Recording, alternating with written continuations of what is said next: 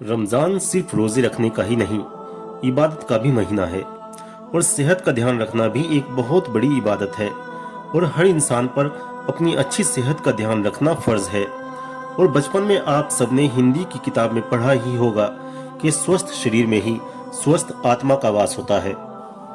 तो दोस्तों, क्यों ना इस रमजान से हम एक अच्छी शुरुआत करें अपनी फैट लॉस जर्नी की। रमजान का महीना हमें ना ही सिर्फ सेल्फ कंट्रोल और डिसिप्लिन सिखाता है, बल्कि ये सब्र और शुक्र का महीना भी है। दोस्तों, ऊपर वाले ने हमें कितनी नियामतें दी हैं।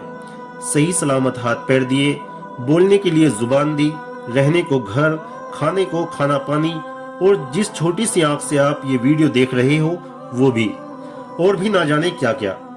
दोस्तों, अगर हम पूरी जिंदगी इबादत में गुजार दें तो एक आंख का भी शुक्र अदा नहीं कर सकते। दरअसल रमजान का महीना भी हमें अल्लाह की तरफ से दी गई एक नियामत और एक तोहफा है, जिसके दीनी और दुनियावी फायदों की लिस्ट इतनी लंबी है कि बताते बताते और सुनाते सुनाते पूरा रमजान बीत जाएगा। बहुत सारे दुनियावी फायदे मैं अपनी लास्ट वीडियो रमजान और साइंस में ऑलरेडी बता चुका हूँ, जिसमें मैंने रोजा रखने के कुछ साइंटिफिक फायदों का जिक्र किया है कि कैसे रोजा हमारे शरीर में मौजूद अनगिनत बीमारियों को ठीक करने या कम करने में हमारी हेल्प करता है। लिंक नीचे डिस्क्रिप्शन में दिया गया है, आप बाद में वो वीडियो भी देख सकते हैं। चलिए अपने टॉपिक पर आते हैं। दोस्तों, रोजा हमें बहुत सी बुरी आदतें छोड़ने में हमारी हेल्प करता है, और उनमें से एक बुरी आदत है अपनी सेहत का ध्यान ना रखना और अननेसेसरीली खाना। भूख लगी है तो खाना, भूख नहीं लगी है तो भी खाना, दोस्तों के साथ टहलने निकले हैं तो खाना, कोई मेहमान घर आ जाए तो उनके साथ खाना, बोर हो रहे हैं तो खाना, चलते फिरते खाना, बेड पर लेटते वक्त भी खाना खाना खाना और सिर्फ खाना। और नतीजा ये।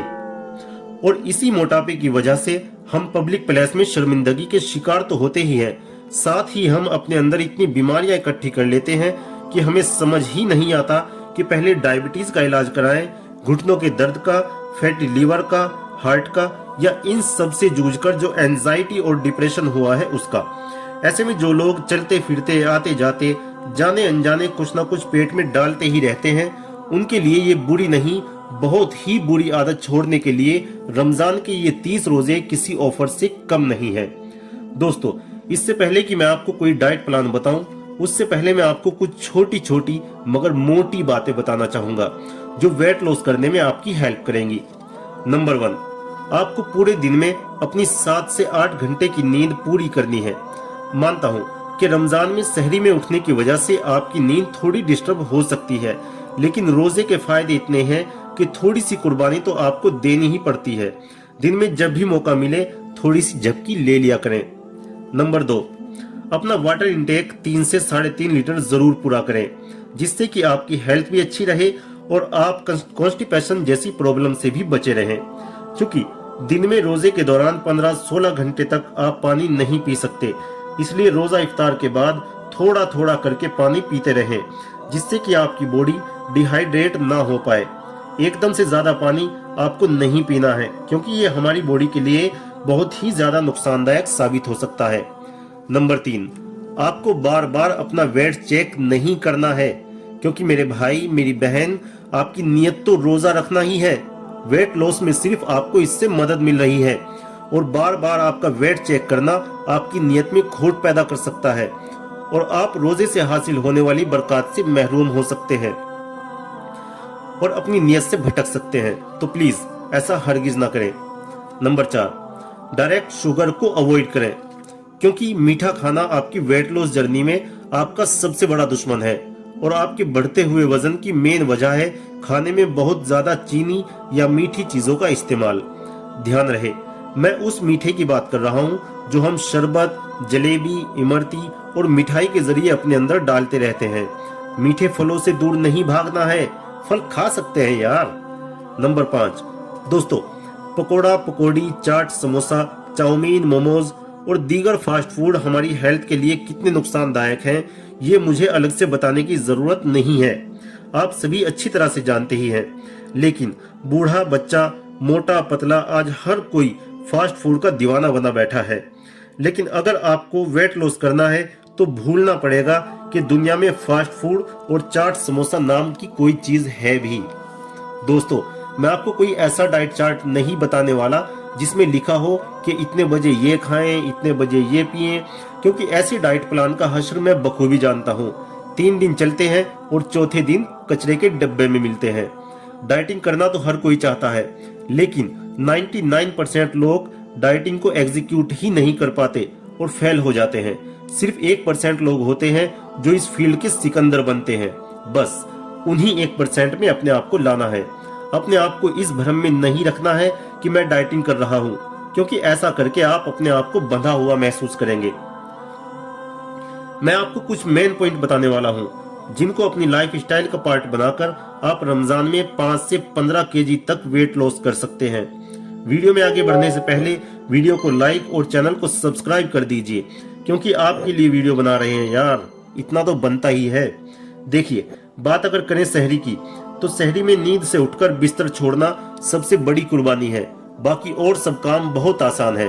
उठने के बाद आपको सबसे पहले 1 से 1.5 गिलास पानी पीना है। और पानी कैसा पीना है? या तो बेसिल सीड्स लेमन वाटर, या चिया सीड्स लेमन वाटर, या लेमन वाटर विद हनी।